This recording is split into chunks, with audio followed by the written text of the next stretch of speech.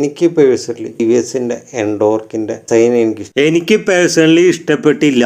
കാര്യം എന്തെന്ന് വെച്ചാൽ എനിക്ക് പഴയ എൻഡോർക്കിന്റെ ആ ഫീല് തന്നെയാണ് തോന്നിയിട്ടുള്ളൂ. 150 സിസിയുടെ എൻഡോർക്കിനകത്ത് 150 എന്നുള്ള സ്റ്റിക്കർ പൊളിച്ചു കളഞ്ഞ് 175 എന്നും പറഞ്ഞ് സ്റ്റിക്കർ ഒട്ടിച്ചു കഴിഞ്ഞാൽ ഒരാൾക്കും സംശയം തോന്നില്ല പുതിയ അപ്ഡേറ്റഡ് 175 സിസിയുടെ എൻഡോർക്കാന്നേ തോന്നുള്ളൂ. എൻഡോർക്കിന്റെ ആ സെയിം ഡിസൈൻ അവര് അതേപോലെ തന്നെ നിലനിർത്തിയിട്ടുണ്ട്. പറഞ്ഞാൽ ഞാൻ പ്രതീക്ഷിച്ചത് എൻഡോർക്കിന്റെ ഒരു മാക്സി സ്കൂട്ടർ ആയിട്ടുള്ള സ്പോർട്ടി ആയിട്ടുള്ള ട്രാക്കിലും റോഡിലും ഓടിക്കാൻ പറ്റിയ ഒരു സ്കൂട്ടർ ലഭിക്കുമെന്ന്. ഇപ്പൊ ലാസ്റ്റ് ടീസറൊക്കെ വന്നു കഴിഞ്ഞപ്പോൾ എനിക്ക് കൺഫേം ആയി പഴയ എൻഡോർക്കിനെ തന്നെ ഡിസൈനിൽ കുറച്ച് മാറ്റങ്ങൾ വരുത്തി കൊണ്ടുവരുള്ളൂ എന്ന് എനിക്ക് ആൾറെഡി ബോധ്യം വന്നു.